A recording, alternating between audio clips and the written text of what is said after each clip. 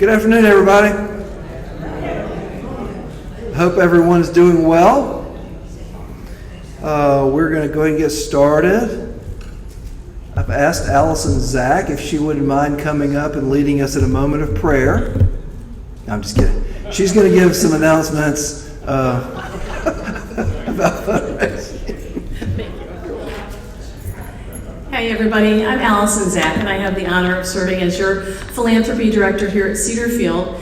And I have two announcements to make. The first is an opportunity that has been granted to us from the Jesse Ball DuPont Fund.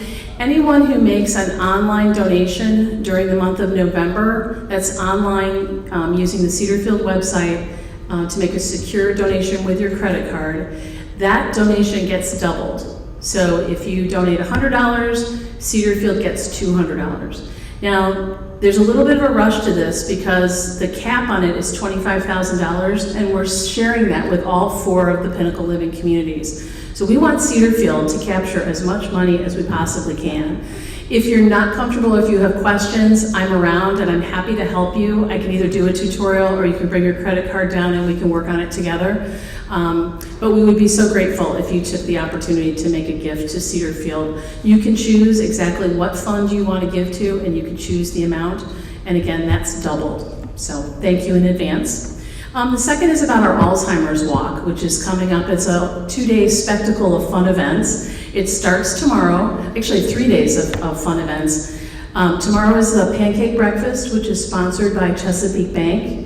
The pancakes will be served between 9 and 11, so don't everybody come at 9, but there will be plenty of pancakes for everyone. There will be guest flippers, so you will recognize some famous people trying their skills flipping blueberry pancakes. And again, we want to thank Chesapeake Bank for sponsoring that. On Friday morning, we will have 3 walks. All of them start at 9 a.m. at Town Center. We'll have a brief send-off. And then Alice Carpenter will lead us in some stretches so we don't hurt ourselves while we're walking. And then you can either walk the short walk, which is right down the hallway to Parkview Lounge on the 3rd floor indoors. You can walk on the medium-sized walk, which is around the building on the outside by D-Wing to Parkview. Or you can challenge yourself and take a longer walk, which is about a mile, a little over a mile, which goes down to the cottages. There is a hydration station, thanks to the heirs, so that if you get thirsty, there's a place to stop. Everybody ends in the Parkview Lounge, and we'll have some refreshments and an opportunity to celebrate and socialize a little bit. And then finally, on Saturday, anyone who is interested in walking in the community event, traditionally it's been held at Innsbrook. This year it's at Libby Mill. There's a lake there and a large apartment complex.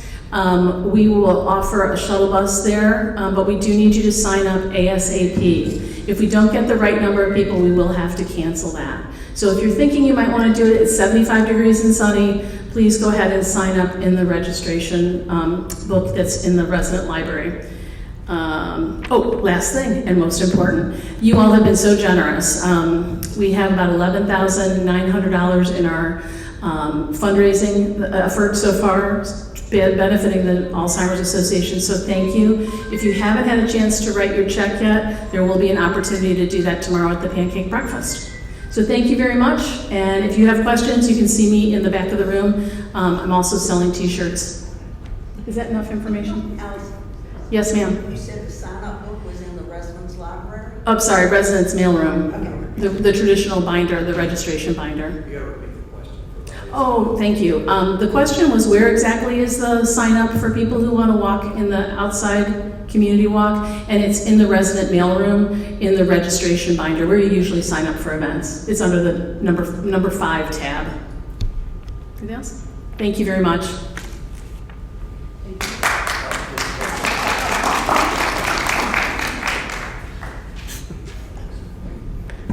Okay. Well, we always try to look at our occupancy, and you can see there that in independent living, we have 319 independent living accommodations that are. Do you have that pointer? Yeah, thanks.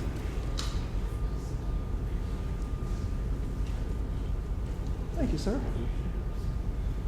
Press this button right here. Okay, thank you.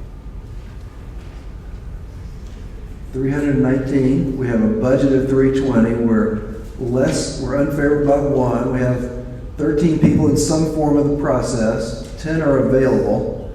In assisted living, 40 are occupied, the budget's 38. We're positive 2 to the budget. We have 42 that are available. And the reason there's only there's 42 possibilities. The reason there's one that's available when there's 40 out of 42 is because one of them has been sort of involved in the construction down there. So one's offline, if you will. So there's one assisted living availability. Memory care is 20. Our budget was 18. We're favorable by 2. We have 20 altogether, so we're 100% occupied. And in healthcare, there are 56 currently people living there. We budgeted to have 54. We're ahead by 2. There are 4 available. Move-ins, we expect to have 4 move-ins in November. We expect to have 5 move-ins in December. And we expect to have 4 move-ins in January. In COVID, I believe these numbers are right. We had 2 independent living cases, and I think they are on the tail end. And we had 7 cases in healthcare. In one household, there was a bit of an outbreak there. But I believe that is coming to an end, and I don't believe there are any new cases. And this should match up with the information that's coming to you on your screens. Is that true? Okay. So there's 9 cases altogether. And from construction perspective, we're in phase 3 of the construction. That is the 4th floor. Used to be Poppy Place. It's going to be turning into assisted living. So the status is that construction started in early October. Again, it's half of the 4th floor healthcare. And there are 13 rooms below that on the 3rd floor, which is right down this hall, right over there, that are also being impacted. It'll be about 6 months worth of work. And the objective is to begin converting that 4th floor area into new assisted living. So that's what's happening there. There are various projects that are going around, and that's just a note to myself, so we'll skip that.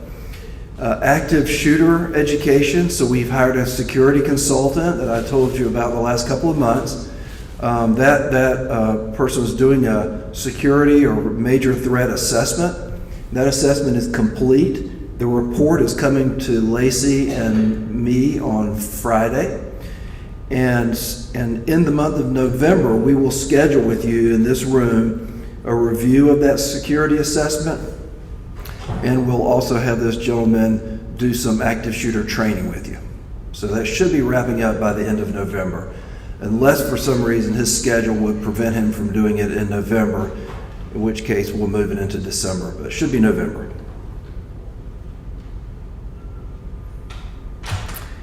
The generator, the type got a little small there because there was a lot to say. But the generator, the status is that the design, I've been saying for months now, they've been working on their design and the diagrams and the wiring and how it'll go to each of the rooms and all that. So that's pretty much done. It's been reviewed by our consultant and it's ready to go to the county for approval so we can get permits for it. A little site survey has to take place too for the area that's being affected. So we've hired a civil engineer to help us with that. And that civil engineer has got to complete their work, and then we'll put all that together into one packet and it'll all go to the county for review. Does that make sense? Construction drawings and the site survey all go together as one packet for county review.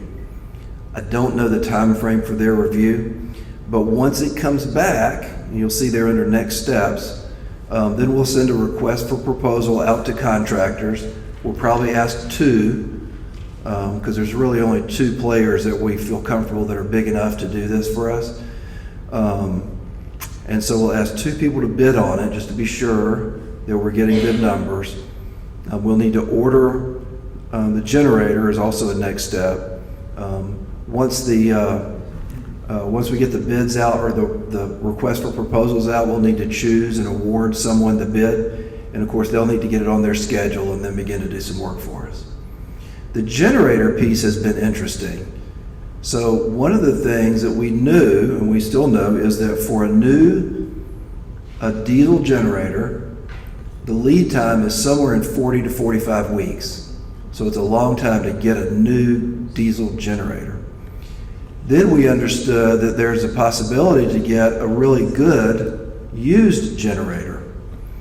And so we started looking into that, and that's still ongoing effort. And of course, we wouldn't get one unless we felt it had good maintenance records and that we felt comfortable with it. But then we looked at the option of doing a natural gas generator. And so we're looking at the possibility because we've understood that new ones are more readily available than diesel ones. So there's a lot of things happening with the procurement of the diesel. All of it is to try to get whatever it is, whatever we choose, on site as quickly as we can. So that's what we're trying to do. The gas one will involve the extension of a gas line to that generator, so there'll be some additional cost. But I'm under the impression that the natural gas ones may be less expensive and more readily available, so it might make sense for us to do that. We're trying to buy it ourselves as opposed to going through a contractor to buy it, because I want us to be free to bid the project. And if you say to Chewing and Wilmer, hey, y'all buy us a generator, oh, but we're going to award the work to somebody else, that's a little weird. So I'd rather us buy the generator and say, we got the generator, now it's all apples and apples, give us a fair bid. So that's what we're working on with the generator. I can't give you a time frame because I'm just not at a place where I can yet, but things are cooking along, I can tell you that.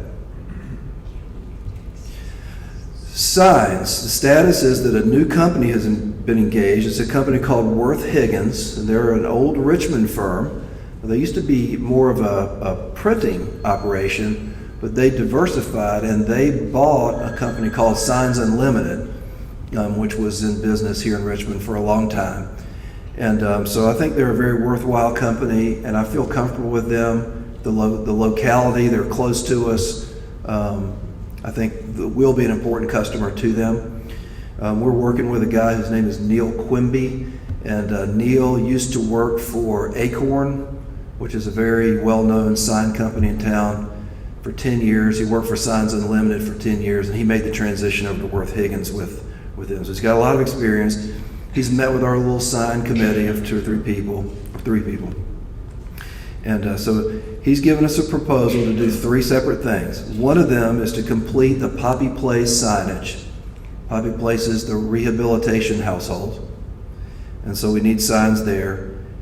He's given us a bid to complete some wayfinding signs in independent living. Those are the big signs, the big glaring obvious. The pool is this way. Well, the pool hadn't been there for 2 years. So those are the kinds of signs we want to go ahead and get fixed as quickly as we can with these folks.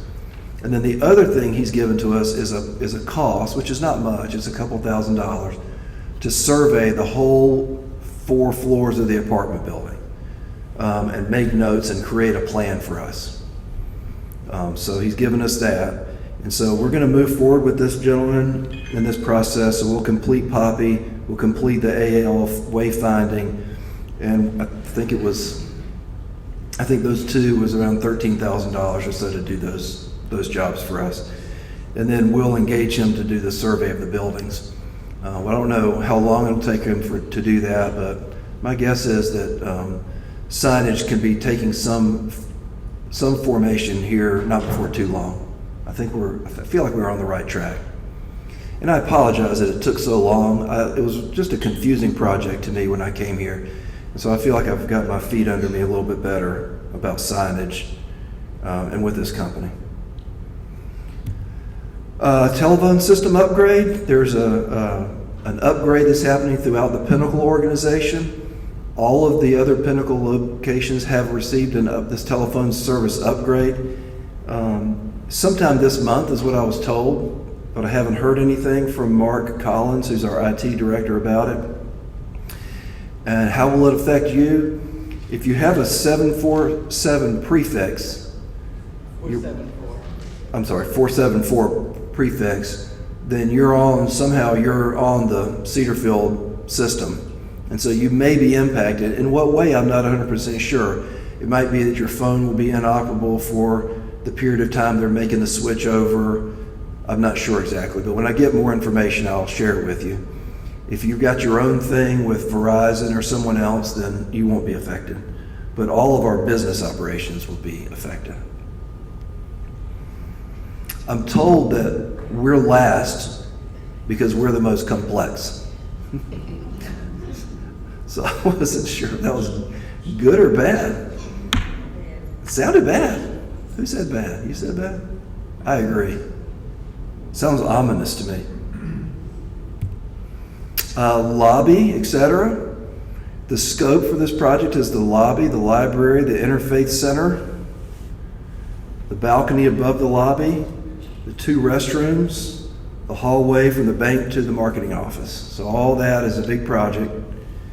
And the status of that is that we have sent a request for proposal out to four different contractors. And Lacey and an owner's rep named Don Summers is helping us with this, helping me with this. So they've sent the RFPs out to 4 contractors. They're due back in December. And we'll probably try to have something selected around the 1st or so of January. And it'd be nice, depending on people's schedule and availability of equipment, to get started sometime in February on the lobby and all those projects. I'll have to communicate to you more about what the plan will be, from the progression of work, where we'll start, where we'll finish, what the passive egress will be. When we're doing the front door, the front lobby, of course, we'll have to close the front door and have an alternate front door for a period of time. So there's a lot of details that I'll need to be sharing with you about that project. It'll be relatively short, I think. It won't be years like the health center. It's probably going to be a couple of months worth of work, would be my guess. And we'll try to make the inconveniences to you, but the main thing to do is get a bid, accept it from a contractor, get on his schedule, and then we can start working through what that contractor believes the egress and the schedule of work should be. Does all that make sense? Yes, ma'am, you have a question? Isn't this stuff that basically is all planned and purchased and stuff, so this is just for the contractors to do the installation? Yep, so her question was, this is a project that's already been planned and everything's been chosen, and so isn't it just for the contractor to do the installation? And that's true. Yep. What we submitted in the RFP is what was already decided. And so they'll be bidding that work. There's some electrical, but not much. It's mostly finishes. There'll be flooring. There'll be some woodwork, some painting, some sheetrock.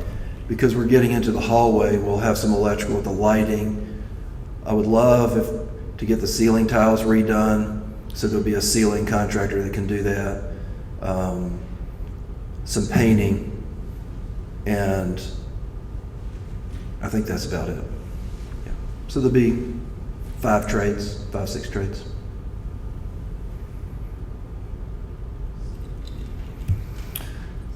EIFS. EIFS is the stucco-like exterior feature on the outside of our buildings. It's that beige-looking material that's really dirty. And the goal has been, for me, to make it not dirty, because it looks just terrible, and it bothers me greatly. And so we've been through a lot of different iterations about this. One of them was that all the EIFS needed to come down and be redone. One of them was, well, all we really need to do is put a coating on it, a sealant, a coating, and that's really all that needs to be done. So we worked with a company named James River Exteriors, which is a company that apparently has a very good name in the local area, been in business a long time. And they've been working with us, and they said, well, we need to come do some exploratory work to find out which of those two extremes is correct, if any. And so they did some exploratory work, and out here in the courtyard, actually, on one of those bay window stacks, you can see there's a fresh coating color, and that's where they did some exploration work. They just patched it back.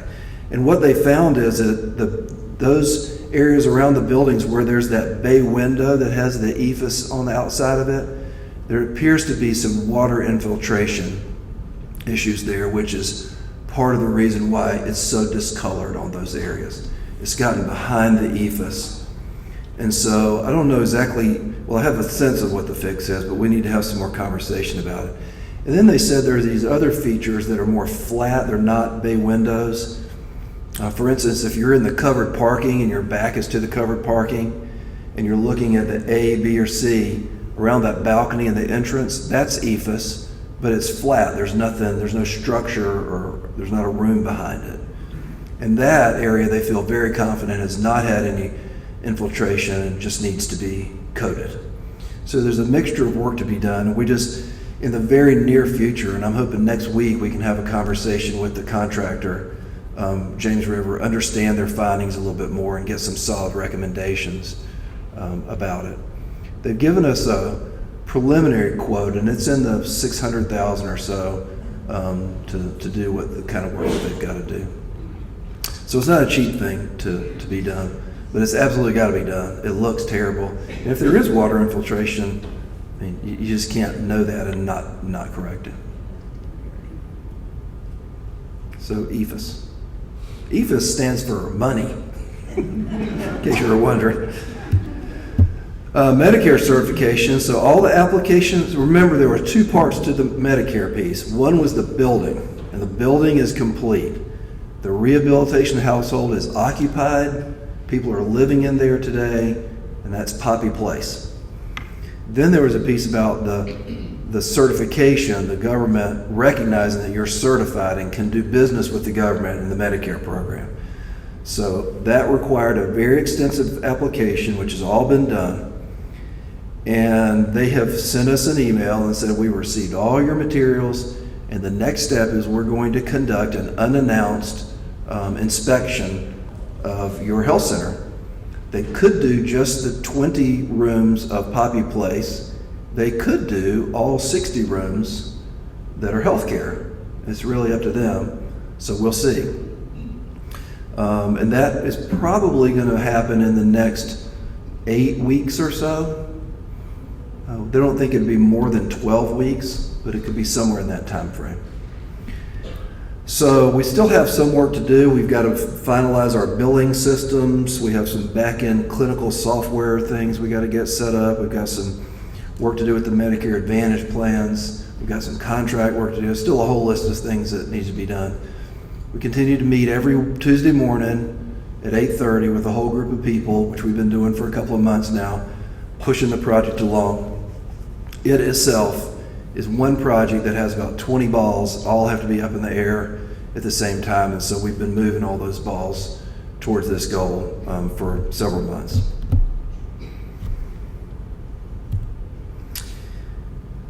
Whenever we get it, we'll have a party, so you'll know.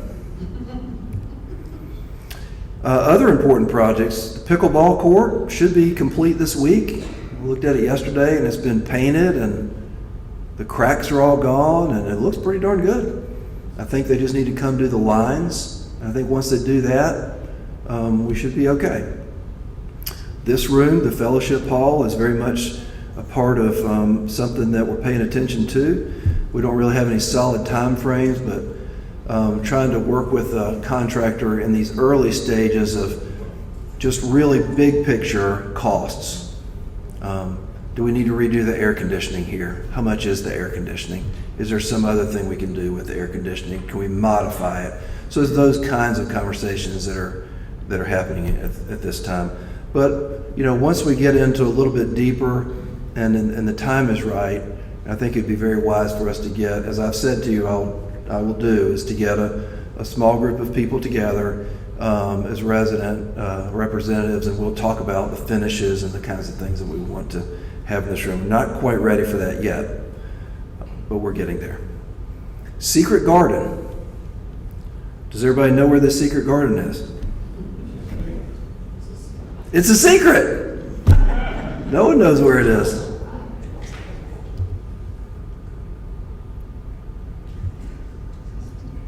No, we know where it is. There it is. That's the secret garden.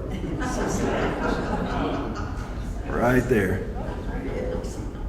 Did you already know that? Oh. Well, that is a secret. Well, just take my word for it. We have a secret garden. The secret garden. Do you know how to fix that? What happened? It just showed. Yeah, I think I can show slides. Let me do something. No.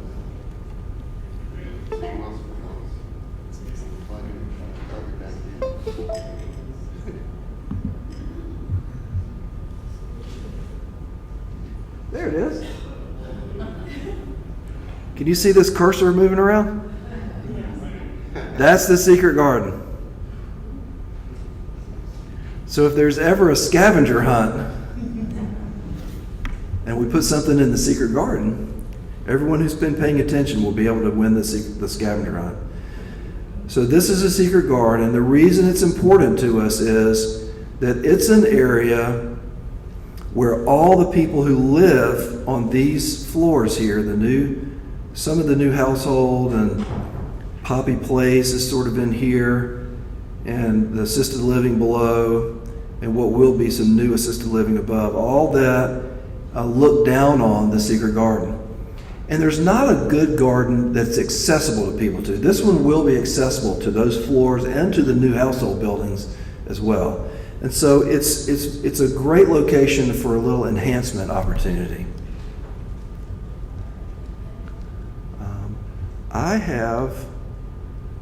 Beth made a movie. There's the movie.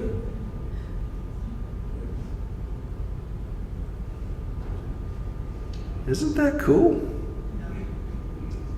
Can you see it?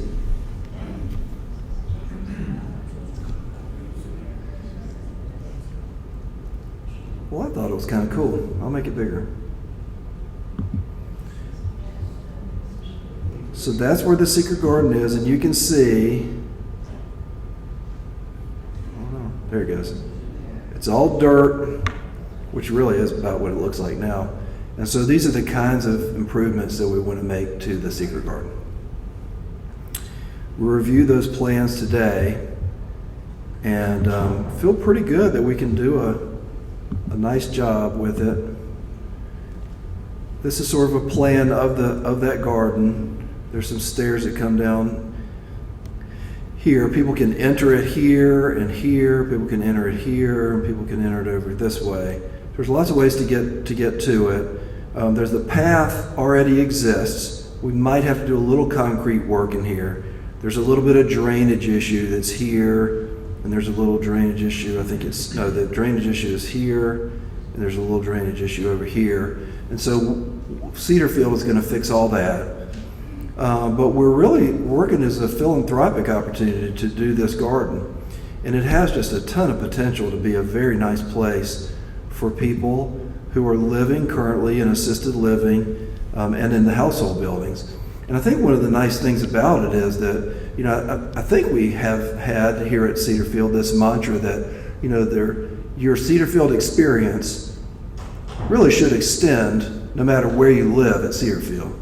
Cedar Field is one big house, and there's lots of different places to live. Assisted living and healthcare are two of the places you can live in this big house.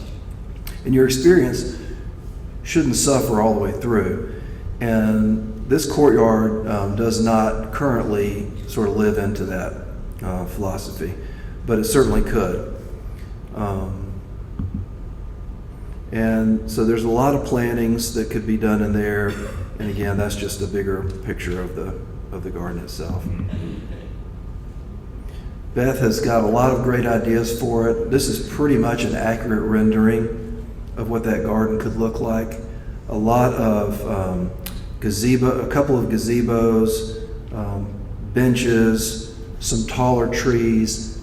I don't think she wants to plant giant trade sheet trees. They wouldn't really be appropriate for the space, but there'll be some trees. They'll bring a lot of color, a lot of year-round interest. And it'll have a dual, if it goes through, it's going to depend on people stepping forward, but it'll have a lot of opportunity for two things.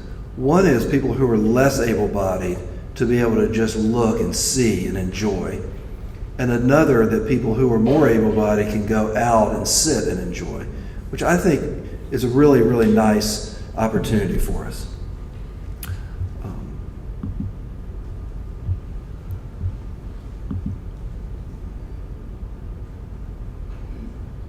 Did I lose? Oh, here I am. Okay. So it continues to be an opportunity to enhance through philanthropy. We're putting in about $25,000 to fix some of the hardware things in there, the hardscape, some of the irrigation and lighting.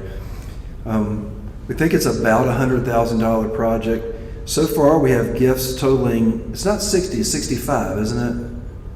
It's 65. What's that? 65. 65,000 so far. So really another 35,000 would give us the $100,000 to proceed. But we're going to try to get started on it, even because we already have 65 in hand. And I think it would be really smart for us, and Beth agrees, to go ahead and get some things started there, particularly get some trees in the ground, because it's November and it's a great time to get trees in the ground. And hopefully it'll show a sense that things are happening there. And as that shapes up, maybe more people will be excited enough to say, I'd like to enhance that garden too, and maybe make some contributions that can buy some things that would be helpful to the garden. Allison is your contact about that. Next are some policy updates. So masking is no longer required, except in health settings when the transmission rate, the county transmission rate, is high, and it is high right now. Or if there's an outbreak in a certain area of healthcare, which there is right now in Poppy Place, or if there's some unforeseen circumstances where we all might have to mask up again, or part of us might have to, we don't know. But as it stands today, masks are gone except for those conditions. Your guests no longer need to wear masks. Okay. What about contractors? Contractors don't need to wear masks unless they're going in and out of the health center. Drug deliveries. A memo is going to go out about this, and basically Cedarfield really should not be taking custody of your drugs. I think that R wandered over there by itself. I'm pretty sure I did not do that. Custody of your drugs after hours. And why is that? Because what we're finding is after hours, there's too many mistakes that are happening. There's some miscues and misplaced deliveries. Sometimes we'll come in the morning and a drug deliverer will say, well, I left it with, the front desk, or they took it to the health center, or they took it to some place that they never took it before, or some new delivery person doesn't know what they're doing. And so we just need to get out of that hole, because the first thing y'all do in the morning is say, what did you, Cedarfield, do with my drugs? And so we just don't need to be in the business of holding those things overnight. So a memo is going to come out about that, and it's still okay to have them delivered to the clinic, and it's 8 to 4. I'm getting some help from the back. 8 to 4, so that's not a 5. 8 to 4. For now. I think if there are issues with that, we have to relook at it. But basically, just like everyone else, you can call a pharmacy and say, I'll be there. Instead of saying, deliver my drug, I'm gonna go out to dinner, and Cedarfield will take care of it. That's what we want to get out of. Hiring. I wish it was a better story. In healthcare, we continue to focus on hiring CNAs and nurses, and as of really in the last few weeks, I don't know what has happened, but a lot of folks have left us, and we have a lot of open positions. I know why they've left, because we track every single one of them, and there are things like I can't go to school and have a full-time job. I need to focus on my studies. My husband took a job and we're moving. There's been all kinds of things like that. I don't know, there's a big trend. One big trend that we did see were people, I think we lost 6 people to an entity called the Children's Hospital, which I'm not familiar with, and it was a pay issue. They were paying significantly more there, and one person went and told all their friends, and I think we lost 5 other people because of that. So very suddenly, and it's really got us in a scramble. I do want you to know that health care team is working really hard. One of the things I heard when I got here was the health people, the managers never come out. Well, let me tell you, the health people are out. The supervisors are on the floor. They are acting as charge nurses. Our director of nursing will be working. She worked Monday night, picking up a 3 to 11 nursing shift. She was a supervisor and a floor nurse. She'll be a floor nurse tonight.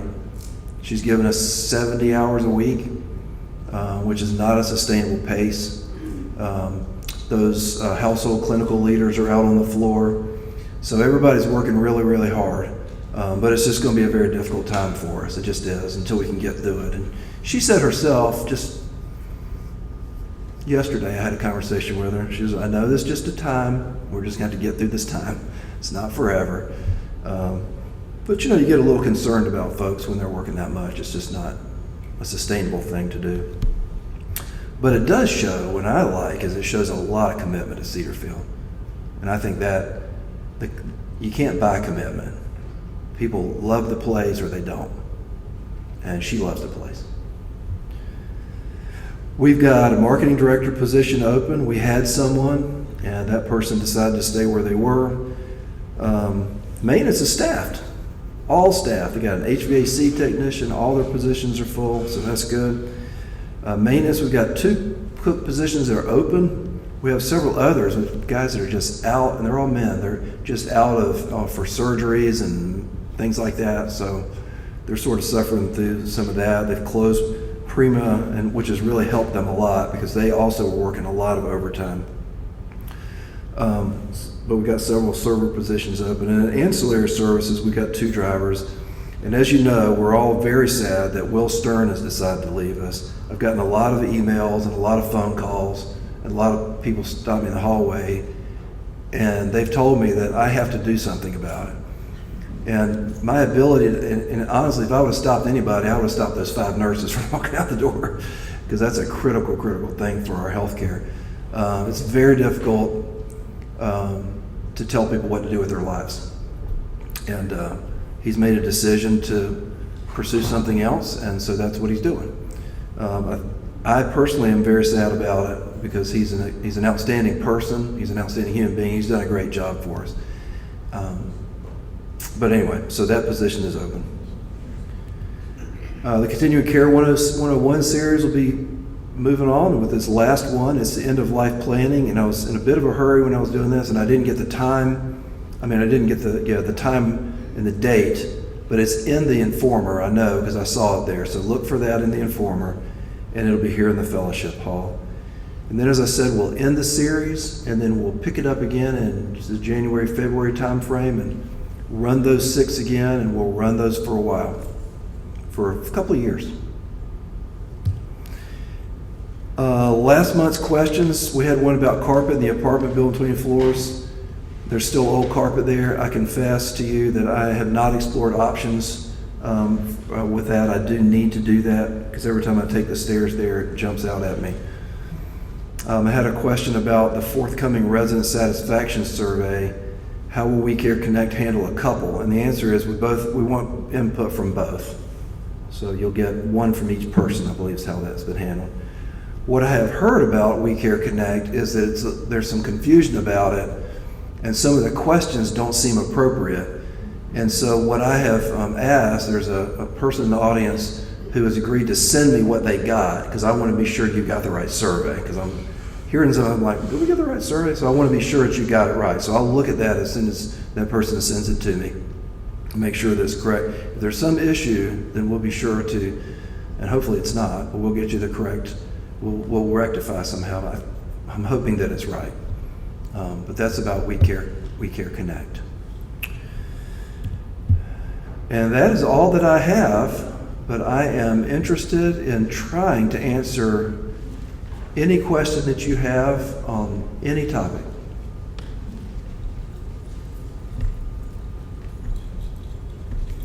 You notice that I didn't say I'm looking forward to answering, but I am willing to. I have a question about the parking behind ABCD. There was a period of time when we had overflow because there were too many contractors parking in the employees' parking lot. Yes. I don't know if that's an issue again, but there have been a number of days during the week where I have come in from taking a trip out and about, and there were no parking spaces anywhere. Okay. And a lot of them do seem to be Yep. employees. Okay. Thank you for that. We'll make note of that. Other questions on any topic?